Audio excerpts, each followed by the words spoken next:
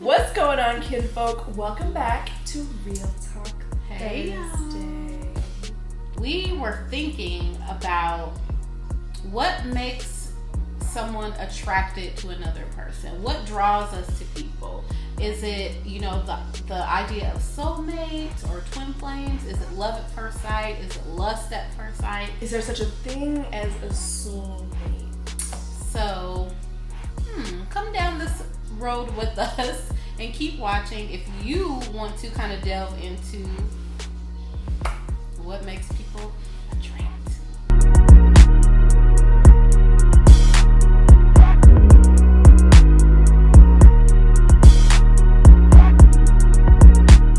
So I have a question. Okay, let me start with you. Okay. What attracted you to Travis? So obviously we know that you met him on the dating app. Yes. So tell me what attracted you to him on the dating app, if anything, versus what attracted you to him when you met, like the first time you met him. Okay. So we're talking about just initial attraction. Okay. He was tall. Well, honestly, I didn't know he was that tall. It said in his profile he was 6'5", and I remember initially thinking, oh, wow. Mm-hmm. But then I forgot that he was that tall. Yeah. And I was surprised when he stood up. I was like, oh, okay. Right. But initially when I saw his profile, I thought, like, oh, he's really attractive. Like, he's really attractive. Mm-hmm. But I don't look at guys like some women do. And I know, like, there's a lot of women who think like me. But if I see a really good looking guy, I don't think, ooh, I want to meet him. I think, he must be a dog. You think he's a playboy? I could see that. Yeah, I could see that for sure. It's so scary to date good looking guys. Honestly, I agree with you, actually. Sad. Yeah. Which I've heard guys say the same thing about women. So I remember I looked at his profile and then I swiped right, obviously. Mm-hmm. But then I wasn't sure. I don't remember, like, obviously on Bumble, we met on Bumble initially, and the woman is the one that has to make the first move. So I said, hey, I just said hi. That's it. And then he responded. I don't do like, are you sure you just want to say hi? Do you want to say something a little crafty to make him like, no, hi. If you like it, great, right. Fine, whatever. But so we had like a little conversation, but then I was talking to my friend Janae, and I remember asking, I was like, go to his Instagram, because he asked me if I had an Instagram, which I didn't give it to him initially because I didn't want him to look me up. Mm-hmm. But he gave me his, so I went and I looked him up, and it looked like he partied all the time. Mm-hmm. And I was like, So I asked Janae, I was like, does it look like, go to his profile, like, does it look like he parties all the time? And she was like, girl, yeah. And I was like, oh, it does. So then I just let it go. I didn't say anything else. Mm-hmm. And then a couple weeks later, I found him on Cupid, OkCupid. Mm-hmm.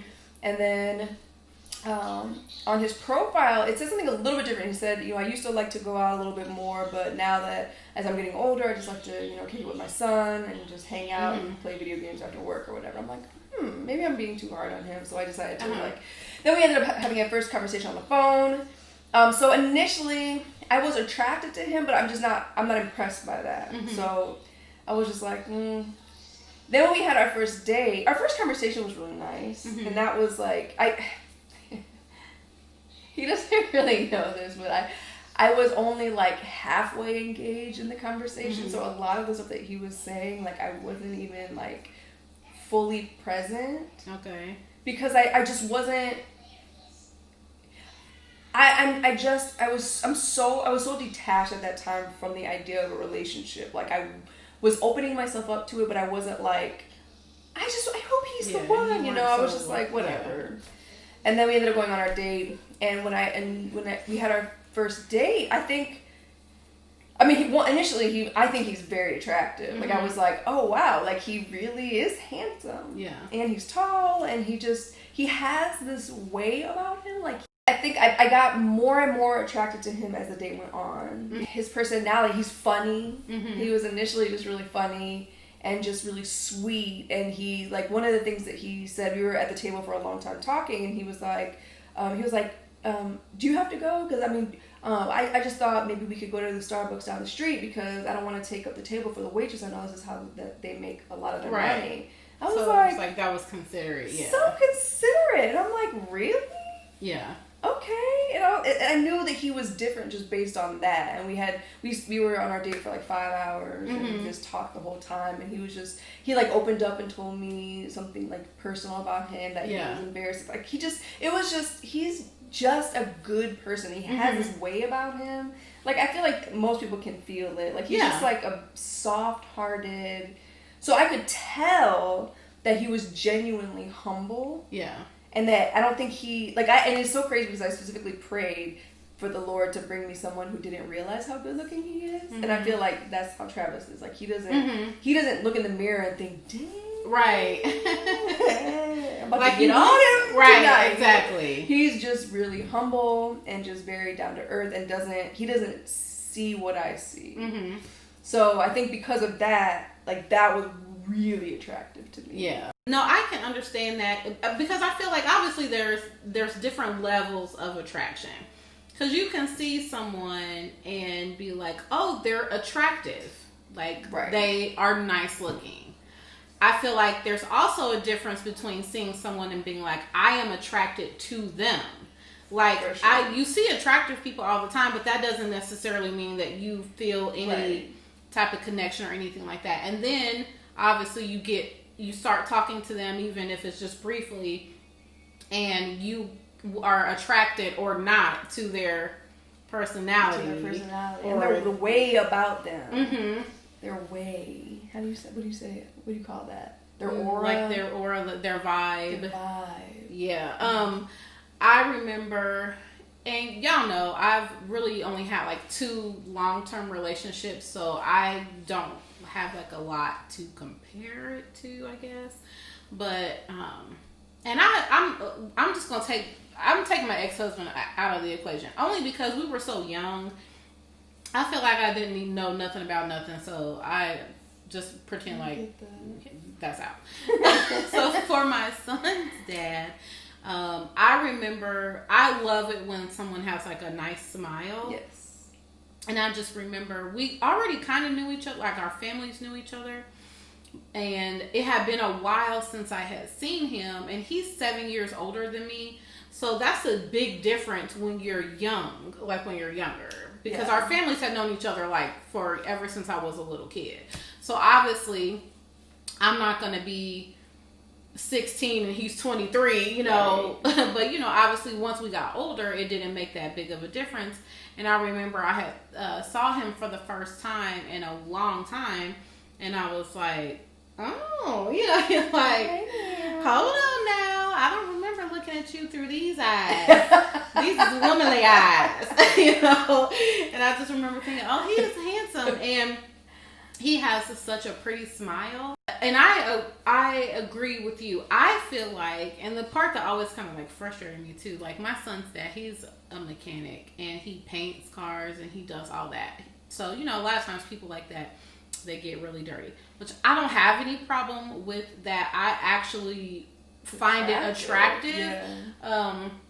When someone has like a skill or a craft or they work with their hands or anything like that. And he's a very hard worker.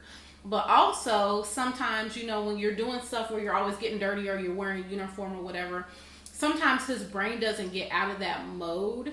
So then it was like he would tend to always be just in his grubby, like, and I will always say, so easy to do that. Yes, and I will always say, you are so handsome, and I feel like no one gets to see you as a nice shiny penny because you're just always covered in a layer of dust.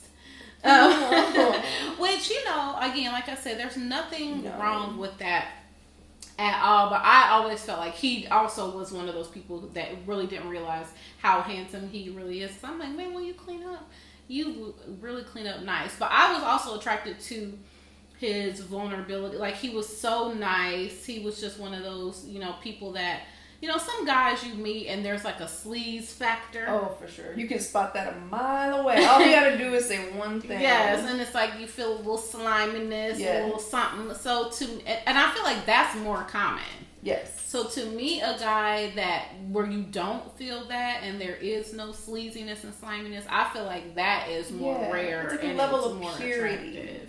Yes, because you feel like, oh, I feel more safe with this person, or I feel like I could be more vulnerable. I feel like I can open up. And still to this day, y'all know that he and I are friends, and I feel like he still has that same great quality. Now, you need more than that, obviously, for a relationship to work, which is why we're not together. Yeah. But, and I still never thought, like, we've talked about soulmates before and what attracts people, and is it love at first sight, or is it, and I think you believe in that. I'm a little bit conflicted at this point, obviously. Right. But everything gets more conflicting as we get older. For a majority of my adult life, I did believe that there was one person for everyone. Mm-hmm. Because, I mean, and I don't necessarily, I feel like there's one person, I don't know, I'm kind of conflicted about it. Yeah. Because I feel like God is that powerful. Like, it's not like it's not like this far-fetched thing that is not possible. Mm-hmm. Like, if you're listening to the Lord's leading every step of your way of the way, and you know He's listening to the leading every step of the way, you'll end up together. But I have never talked about this before. But well, today's not on YouTube anyway. I know. So okay, so there was the guy that I dated for 3 years before I got married. I believed that he was my husband, but so I met him one day in 2005 actually, and I don't know, from then on it was like this it was just this, I don't know how to explain it. It was like this weird just knowing. Mm-hmm. And like the situation was nearly impossible. Like there was no real way for us to really get connected. Mm-hmm. But I just let it go, and I'm just like, Lord, if this really is you, then I know you're gonna make it happen. So I trust you. And like over the years, like a year went on, and then we actually ended up getting connected. And then so we were acquaintances. And then we would like occasionally have dinner or whatever. And then more years went on, and it wasn't until, so from 2005 to 2011, we were just acquaintances. And then he ended up moving back to Indy, and then from there, like he would hit me up a lot. Mm-hmm. And I was actually surprised because I didn't really know what to expect when he moved back. And then we ended up dating, and we dated for 3 years. And I mean, it was one of those, he was higher profile, and it was just a different type of situation. I had never dated somebody who mm-hmm. had a lot of money, and like, so I constantly made excuses for him because mm-hmm. of the fact that I felt like he was my husband for the last like 10 years. Mm-hmm. Like, I mean, it was, well, by the time, 2005 was it?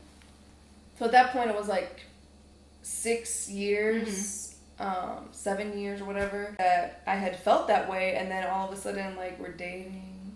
You know what I mean? So like to go from feeling that way for so many years, and like those were hard years. It was hard to hold on to that. And I did let it go and then date other people, and then it would always just circle around back to mm-hmm. him, and it was just really, really hard to shake because I just felt so strongly. So when we were actually dating, I was just like, oh my gosh, this is actually happening. Mm-hmm. Oh my gosh, it's happening. I can't believe it. And he was so mentally abusive, like pure narcissist. He's a millionaire, so like there's a dynamic there that, like, I mean, women are always like, oh, I want to be with somebody who's a millionaire. But when you actually are in that situation, and like, I guess it depends.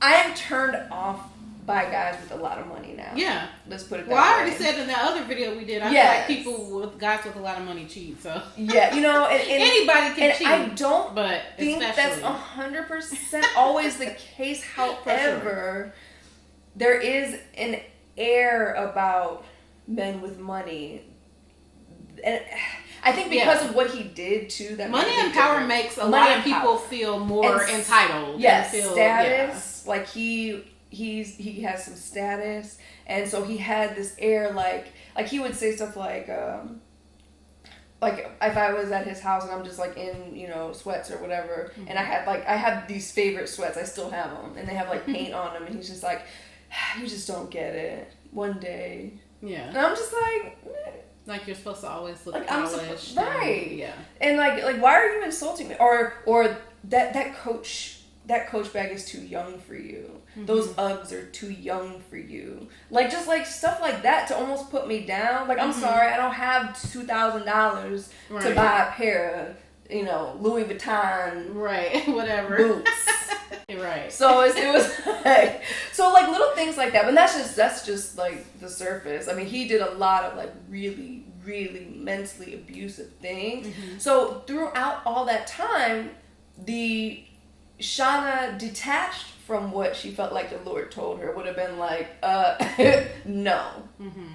But because I still was in a little bit of that self-righteous mindset. Like, I have to be obedient. I have to be obedient to the Lord. The Lord told me this, so I have to do this. And maybe it's something about me. And granted, I will say that I learned so much in that relationship, because I feel like there were a lot of things about me that did need to change.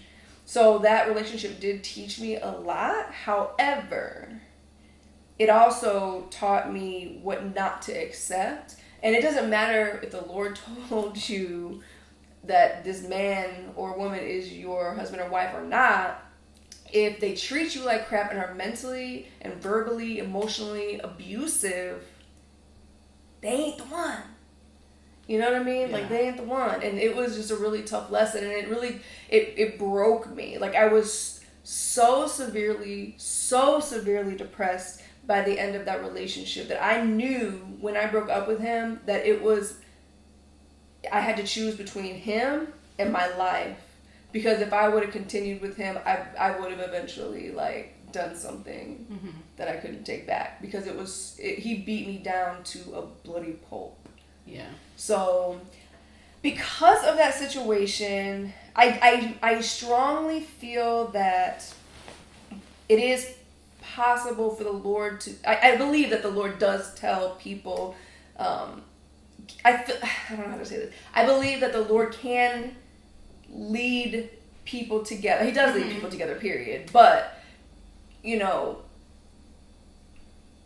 a person's will comes into play. And if both people are not cooperative to the Lord's instruction, if both people are not mature enough and emotionally in the place to handle a relationship, that is not going to work. So on one hand, I do believe in it, but on the other hand, it's kind of like, I don't know. I hope that makes any sense. Believe in it. And here's why I feel like I don't believe in soulmates or any of that stuff. Well, on one hand, I agree with you. I do feel like the Lord leads certain people to be together and stuff like that, for sure. But I don't feel like, you know, we're born and God is like, okay, here's Jerrilyn in her mother's womb. Right. Here's Marcus in his mother's womb. Ties the string. Right. I don't think it's like that because, and I think I've said this before, but God doesn't even force us to choose him. I mean, that's true. So, like, he wants our will to be aligned with his will, but it has to be our choice. Like, God never makes you choose anything or hold you prisoner to, like, a certain thing or a certain person or anything. Right. And I feel like relationships and marriage is really just a series of choices. And love is just a series of choices. So I feel like for example, well, now I am going to bring my ex-husband back up. I remember him telling me that God told him that I was to be his wife. And I remember feeling like there's no way I should be marrying him. Like, I remember feeling, and even though we did end up getting married, I remember feeling like that day of the wedding, before I went out to walk down the aisle, I remember thinking, this is a mistake. Like, it was so clear. And I was panicking because I really wasn't sure, like, how to get out of it, or you just be like, runaway bride, just run down the street. So I've always wondered, I've always thought that was so interesting, like, how to reconcile those two things. He felt like the Lord told him that I was to be his wife, and I felt like, no, this is a mistake. And sometimes I wonder, not to get too deep on y'all, but obviously, you know, Satan is the deceiver. And sometimes I wonder, things that we feel like are from God, and sometimes they're not from God, but they look like they are, and they seem so much like they are, and they're really like just a distraction in a lot of ways. So it makes me wonder, like, the Bible says our hearts are so deceitful. Like, because any of us, once we know that there's something that we want, you convince yourself whatever you need to do of why what you want is okay. So, or why what you want is the right thing. It's like, I think that's the man for me. I feel like God's telling me that's the man for me because, look, my favorite color is purple, and then he put me in a purple car, and then we get the exact same thing at our Subway sandwiches. We both like seafood. His mom and my mom went to the same school. Oh my God, it's like you find all of these things that you feel like make it be something more than it's not. And at the end of the day, all God wants from any of us is just to say, okay, you know, we consult God for our choices, but we know that God's not going to be like, Shauna, come and make this choice. Like, we're going to have to make the choice, and just consulting God step by step and just asking him to show us the next step. And I feel like you can be a great partner with anyone. I do believe, I mean, if both people are willing to compromise, then you can make any relationship work. Because I feel like not all, because some people seems like they've had it pretty good from day one, but I feel like a lot of people who have been married, especially for a long time, they talk about how rocky it was in the beginning, and how there was like, it was fraught with the turmoil and all of the types of stuff, but they made a series of choices to continue learning about each other, to continue praying, to continue putting each other first. And eventually, through that, they became, relationship goals. They became the type of marriage that people can look at and be like, oh, I want that. And most people will tell you it wasn't without difficulty. It wasn't without, for sure, really striving to get there. Sorry for the pause. I had to adjust the lighting because it looked like it was getting really dark. So, sorry for interrupting. No, that's fine. But I feel like that's what God really wants. I think it's less about him saying that there is some man out there for me or some woman out there for you, even though I do think, I know that there is a man. I'm not necessarily saying like, oh, there's some man that's out there that's the only one man for me. But I know that the Lord will lead someone to me that, both of our ideas for family and life and marriage and stuff like that will align. But I feel like it's in the process of marriage that God really parallels like his love, the love between him and us. Because, the covenant of marriage is the closest thing also that we get to the covenant between us and Christ. Sure. So it's like learning to love unconditionally and learning to sacrifice and learning all of those things that you have to choose to do, because the love that you feel, or the butterflies, or the attraction, or the lust, or whatever, none of that stuff will last for a long time. I've always said butterflies tell lies. That's always been my thing. I like that. Butterflies tell lies. Butterflies mean you need to go to the bathroom. After you go to the bathroom, it'll pass, and you'll be totally fine. But you know what's interesting though with my situation? Like when I was dating him, I had the opposite effect. I was trying to understand why it looks more like he's not it. I'm like, okay, it must be me. It must be me. And he reminded me so much of my like abusive first boyfriend and like all this. So I'm like trying to figure out like, I don't know, but I think a lot of times when you're like overly self-righteous, you have a tendency, I don't know, you can over spiritualize everything. I would go to my mom and be like, Mom, this doesn't make any sense. Like he treats me like I'm just a convenience. Like this can't be right. Like some of the stuff that he did, I'm not even gonna say it on here, but like I literally can't believe that I put up with that mess. Like I look back and I'm just like, what the F? Yeah. Like, I have to tell you later, because I still, like, I'm shocked when I even tell anybody now. When I actually speak it out loud, I'm like, what the F?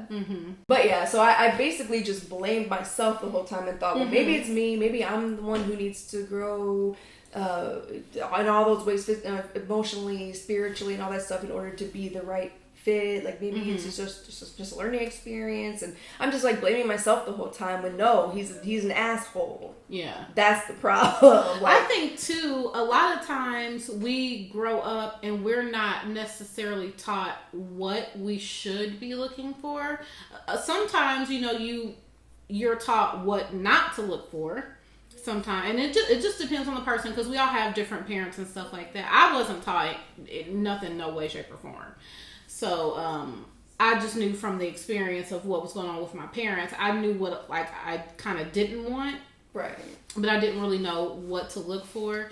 So I find like when we get into adulthood, we have a narrative that has been set by all these other things. For some women, it's movies or fairy tales or TV or books. Or, just our friends or other experiences. So we have all of these like wrong ideas of what it should be or what to look for. Because I feel like God,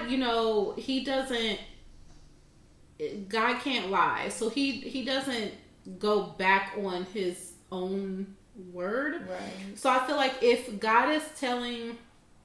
you feel like God is telling you that someone is for you from God, but then you look at that person and you don't see like the fruit of the Spirit on their life, or you don't really see the traits of any God. And none of us are perfect, but you guys know what I mean. Like, this was like blatant. Yeah, there's a difference between someone who just needs to mature a little bit or whatever, and someone who's just flat out wrong. And it's hard too sometimes, because some guys who are narcissists, or noble narcissism is a big thing. He was the kind of person who, to everybody else in the public eye, everyone thinks he is like this amazing, strong man of God, so noble and like outstanding, and I'm like, where? Because like this fool, like, but honestly I feel like for me, I knew what to expect personally. He missed all the marks, except for occasionally he would every now and then, just to reel me back in. But I feel like the Lord allowed us to date to show me that he wasn't, because I don't think that, like, when I was so like, you may have just kept waiting I was waiting and waiting. Anytime I dated somebody else, like, it could have been a great relationship. I've been in really good relationships, but it always turned around back to him, and he would it would just be tugging on my heart, and I just felt like I don't want to get married to somebody and then regret it for the rest of my life, because like I should have waited on the Lord. So I feel like the Lord had me go through that just to help me let it go. Yeah, because like honestly, Travis is like everything. I was actually shocked, because he's everything. It's out there. Pleasantly surprised. Yeah, it's out there. The man exists. At least you convince yourself of that in order to not go insane. Right. You know what I mean? You're just hanging on. Yeah, you're just hanging on. But you don't. There's like a part of you that's like, I don't know, does he exist? And honestly, Travis is literally like everything. Like things that I didn't even know that I really wanted. God knows what we want. He knows what we need. It's like if you trust God, it's not about trusting God for a specific person. It's just trusting that God is going to bring the right person into your life in the right timing. And man, like I'm just blown away. Yeah. Because he's not perfect by any means, but he's perfect. Yeah. At the same time. Yeah. Like none of us are perfect, but that doesn't necessarily mean that someone can't be like perfectly compatible with you. Totally. Which Travis is. If you do say so yourself. I do say so myself. I know that like I knew that. So I knew that the first one was wrong, which is my ex-husband. My son's dad, I feel like that was the tougher thing to reconcile because I really felt we had such a good friendship, and we still have a very good friendship. And sometimes when someone is maybe destined to be your friend, but you're also attracted to them, that gets kind of like gray area. Yeah. And I, at the time, because I was still young, I mean, when I was 25 or 26, so I was still young, because I got married and divorced young, and then I started dating my son's dad. So I was still in my 20s and I didn't know a whole lot, and I think I just got that confused. I think that we were always destined to be friends. But because we, involved right other types of things. And also there's probably a part of you that thinks, well, you want to marry your best friend, right? Yeah, it's like, who doesn't want to be with their friend and like someone that you always feel comfortable with and someone that you always trust and someone, but that's where like that, I feel like that's what, a lot of times that's where like our teaching comes in and really like the hardcore consulting of God, because you have to be able to discern who should be the good friend versus who should be something more, because even though luckily that we have still been able to maintain a friendship and co-parent, there was a ton of collateral damage of just the fallout of us not being together, that now we, both have suffered, the emotional, consequences of just making that wrong choice. Because I 100% did not consult God about him at all. I was more newly, separated from my husband, but he was divorced. And I don't want to say that we were a rebound for each other, but I guess in a way we were, because we were both lonely, but we were both also serial monogamists. Mm-hmm. So neither one of us was just like, oh, I'm just dating, I'm just out here having, I mean, I think we both probably dated some people, or went out with some people here and there.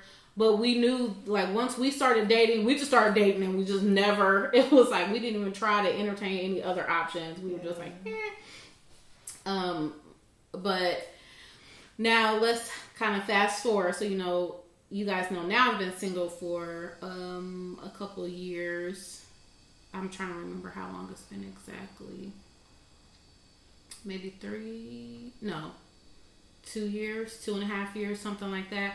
And I've dated like a couple of people. I don't want to say dated. I haven't had any type of relationships. I've gone on dates. That's what I'm trying to say. It's harder when you're older. I've gone on dates with a couple of people. And there's only really been, I guess there's been 2 people that I've really been attracted to, which I could tell is definitely more of like a physical attraction. But then there's been one person that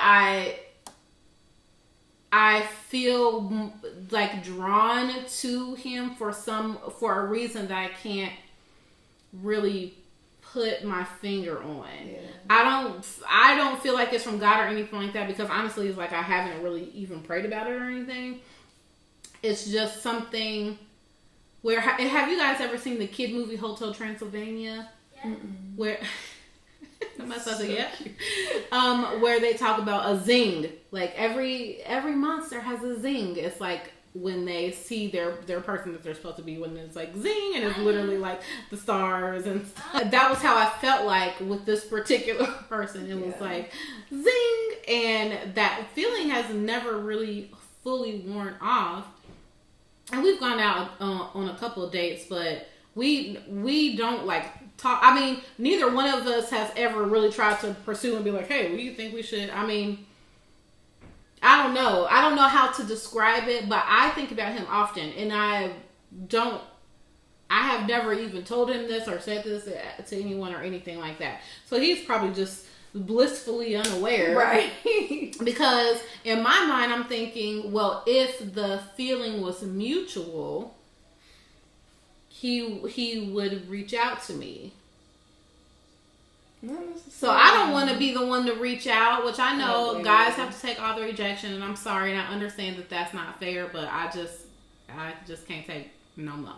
So yeah, but I haven't reached out to just be like, you know what, I really think, because some guys are a little slow. I'm like, am I going to be leading myself down the wrong? And that's where, okay, so y'all know also that I am currently like not with anyone and not sexually active or anything like that. So too, that's like a fear for me because I know that I would mess up.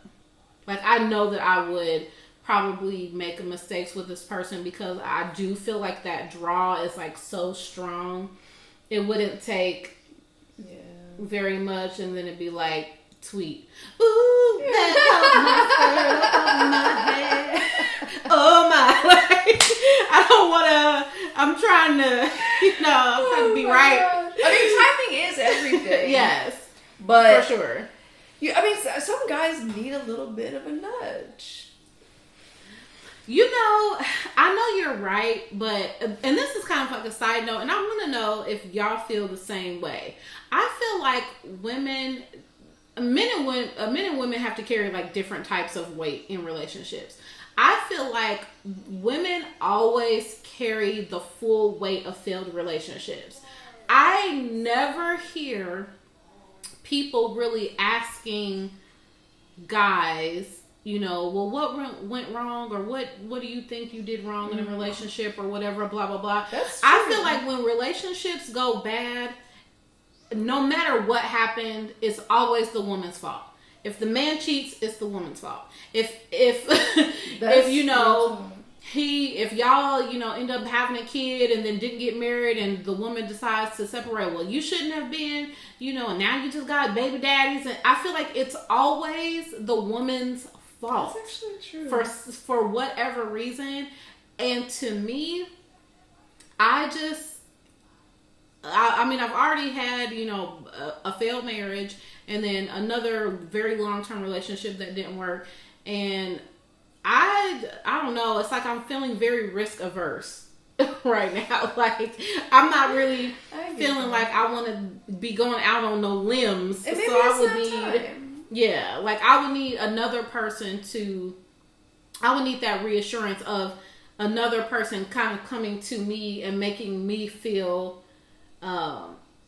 like they were sure and they were like more steady, and then I'm sure I would kind of go. That's the hard part about dating, because I feel like nowadays men have this mentality that like this is the 2000s. Like how come women can't do this? But like women are like, I want to feel like a woman. Like I want you to pursue me. Like why is that dead? It actually isn't dead for every man, but I feel like for quite a few. Yeah. It's like, why do women have to be the ones to, I don't know. I feel like and obviously I'm not trying to say that women should just do nothing and the men should do everything.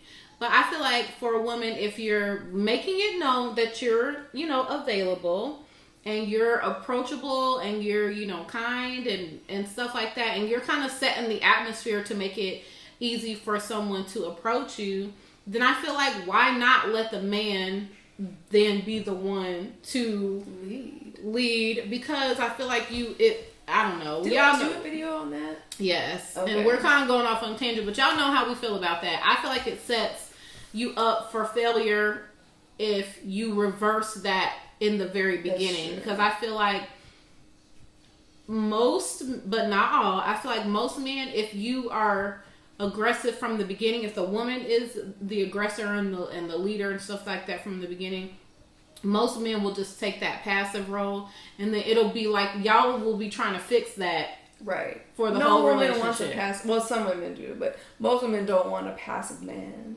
They want a man. And truth be told, like so many I have a hard time even trying to figure out what the balance is, because I know a lot of women who are running. Yeah, I do too. They run their households and their families, and it's kind of like I'm looking around saying, okay, Lord, like what I really want is really more of a traditional, like the man is the head of the household. Not saying that submissive does not mean subservient. Right. I'm not saying that you're less than or anything like that, but the man being the head and me being in submission under him as he's in submission under God. Like, I feel like you can't lose with that equation. First of all, it's emasculating for a woman to run the house. Second of all, a lot of times the men just go with it because they don't want to hear your mouth. Yeah. So it's like, whatever, I don't want to get in a fight today, do whatever you want. Yeah. And like, who wants to live like that? Like, I don't think there is any man who's genuinely happy with in a household where the woman is running things. Yeah, I agree. That's bold to say. I mean, I think it's bold, and I think it's right. Okay. I was gonna say, and that's why, like, I feel like I'm a pretty strong woman. I feel like you're a pretty strong woman. It's hard sometimes, but when you want your way, you want your way. Yeah. I might not like it, but at least I respect it. You know what I mean? Like, I feel like Travis is good when he's good at just like he's super easygoing and whatever, but if he will make a firm if he strongly has a strong stance on something, he'll be like, okay, I'm making an executive decision. Yeah. If you're in a relationship or you're in a marriage and there's a decision that needs to be made or whatever the case may be, you guys are coming together, you're consulting each other. The man is 100% taking your advice and your input and all of that. And a lot of times the husband may be like, you know what, my wife, her spirit of discernment is on point. Whatever, we gonna go with her plan or whatever. Yeah. But if it comes to a point where you're in disagreement and you cannot agree, technically the husband, not the boyfriend, not the situationship, nor the entanglement. The husband's decision will kind of be the one that overrides. Yes. But if it's done in a healthy way, I feel like the woman, the wife is not necessarily feeling bad about how it went. Right. She's understanding of because at the end of the day, somebody has to be there has to be an order. Right. Anywhere you go, at the job, wherever, somebody is making the decision. It can't be. Right. And y'all gotta be on the same page. Yeah, it's really different. It's like, we gonna do what I said. We gonna do what I said. Right. Like, now that's different. But I think I respect a man who steps up and takes the lead. Yeah. Like, for sure. The lead. Be a man. Be a man.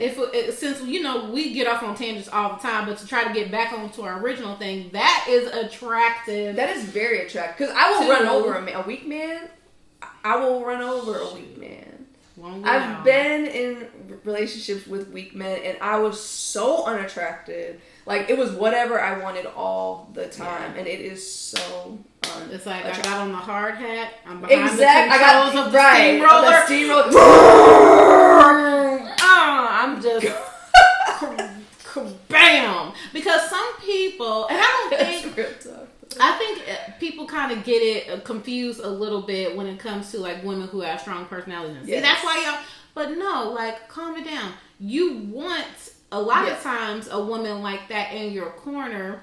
Absolutely. And if she feels that you are submitted to God, and if she feels like you are safe to trust and stuff like that, even a woman who would normally bulldoze a weaker mortal will come under your guidance if she feels like she can follow you, she can trust you, you're safe. And if the man always is looking out for her, absolutely. And takes her opinions into consideration. Yeah. Heck yeah. There's so many things that go into it. And the whole purpose of us doing this video, we were just kind of having a sidebar conversation before this, and we were talking about how interesting it was to talk about, like, what attracts people to each other and what kind of makes people stick, and what, especially when you see people, it's like, it don't seem like they will go together. And, I think we all kind of see people like that. But at the end of the day, what happens after the initial attraction is what's really of the utmost importance. Absolutely. You know, I've been all about trying to broaden my horizons because, you know, before I would say like maybe I really only wanted to date someone black, and I kind of, y'all don't get me wrong, because I feel like I could get heat for this too. I'm not saying that I'm against dating anybody of another race. I feel like my preference is someone black, and my preference is also someone dark skinned. Listen, when I got married, I got so much heat for saying that because I prefer the same. Mm-hmm. But I got roasted. But honestly, like, a preference is a preference. Like, girl, like, it's just half white, right? And can I not have a preference just because that's I'm what her half like, white side is what makes her like black guys more, right? And after my marriage, I will never. I would be open for sure to dating another race or anything. I'm not saying that if someone like approached me or anything, like, I would just be like, nah, you ain't black, and shut them down. That's not what I'm saying. I'm just saying when you think in your mind of what your preference would be, like, that is. I feel like it's less about. I don't know. It's so different. Yeah. Like culturally, it's so different. And like now that I have experienced both, like I just can't. And especially in this year of our Lord 2020 and everything that's going on in politics and media and stuff like that. I only know three white guys that I would say I call them like black adjacent. Like when it's when it's a person that is a white person, but they have that you swag. can tell that they're about as close to understanding and being, you know, submerged in different cultures and the black experience and stuff like that. And one is probably Chad. Yeah. One is a coworker that I had he's an older man. His name is Tom, but he's been married to a black lady for like forever and a day. And another is I think I had mentioned my daughter's teacher that she had, and he's actually now in a relationship with a black. So they're all with black women. Yeah, there's just it is so different. Like when you date like a white man, if that makes any sense, it is so different. And like I couldn't get. It's almost like things that I would say. For example, I identify as a black woman, and there's nothing wrong with that. But to him, he didn't understand. I don't understand why you can't identify as a white woman. Mm-hmm. Bruh. There's no way. Do you ever even just refer to yourself as biracial? Or, yeah. I mean, if someone asks, well, what are you? I'm like, I'm mixed. Yeah. But I don't like. I will never be like, I'm a white woman. Yeah, for sure. Like, when you're mixed, you really can't. It's like the one drop rule. I know. You can't take the drop out of the pot. For sure. You can't. For sure. So you either got to be like, I'm mixed or I'm black. Or I'm black. That's it. No going back. That's only two choices. You have friends that I don't know, but of the friends that you have that are white that I do know, they are also very like socially conscious and very. I mean, I don't really have. That's not true. I was gonna say I don't really have any white friends that aren't like kind of like black adjacent, but I do, because when I got into the women's group that I'm in, it has a lot of older white ladies that you would consider like your stereotypical just white suburban lady. However, I feel like what makes the difference is they legit, genuinely, deeply, as fully as I've ever seen, they are Christian women. They have the love of Christ. And even if they can't identify or even if they can't relate, like I've never felt, we have nothing but love amongst that group. So I feel like it is possible.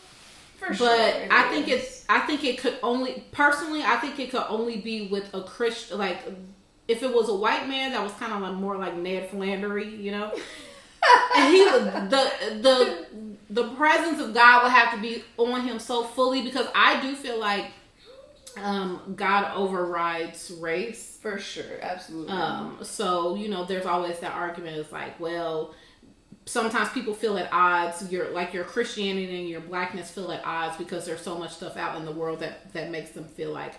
But I feel like my Christianity overrules anything. Absolutely. It overrules that I'm black. It overrules that I'm a woman. It overrules that I'm a mom. It overrules anything. Yeah. Like, I'm a Christian first. Yeah. One thing I do notice though, like it's different to have like acquaintances, but once you get like real deep, like intimate, like for sure. Like we really start discussing your beliefs and all of like the ins and outs and all that stuff is when things start to surface. Yep. You know, and that's where it gets tricky. Like I could fit in anywhere, and like, that's scary to me. It's really scary. That's scary. You know, actually, it's funny because like I used to sing at a church in Bloomington, and I loved it there. But when I first got there, there was this girl. She like wanted to be friends and stuff, and I was just like, oh yeah. I mean, but Janae was standing there too. No new friend. She was like, oh yeah, Shanna doesn't like to meet new people that much, and I was like, yeah. And you know, the girl was like, why? And I was like, because when you get to know somebody, you get to know who you really are. Like, I don't want to know who you really are. Like, I'd rather just keep it the way it is, keep it surface level, let's be friends, because if I figure out who you really are, we gonna have problems. And it's something, that's how I feel about my coworkers. This is such a side note. I've always felt like coworkers are not friends. I hardly ever try to intermingle them up. Now, I have some pretty close coworkers now. I don't know if I would necessarily call them true friends, but I have got closer to some of my coworkers now than I have ever before. But that's always been my hard and fast rule, because yes, it's like, then I gotta find out something about you, and now we gotta keep working together, and you secretly feel right. I mean, we're on a there's a lot. People have a lot of layers. We went so far off the topic. That's a good topic, though. That is a good. We should talk about race relations, and we should dress up as anchor women, and we should be like, state of race in America. Okay, so on that note, that'll be another video. We'll continue this conversation in another video, because I think that's a really good topic too. All right, so stay tuned for that topic at a later date. So hopefully you guys enjoyed this video.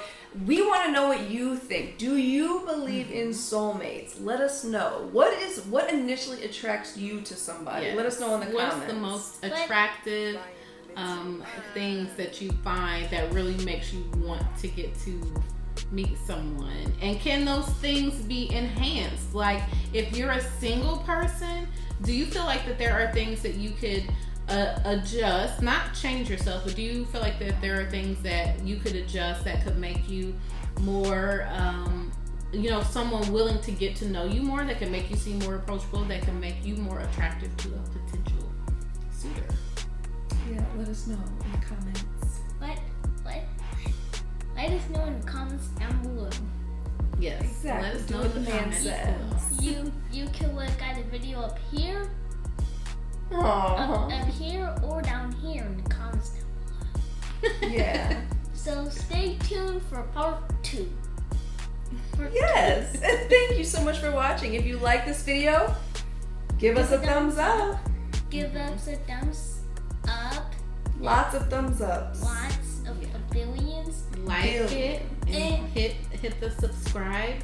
And also check out on my mom's YouTube channel. Yes. On my mom's YouTube channel. It will be linked in the description box. Yes. And we will see you on the next Real Talk Thursday.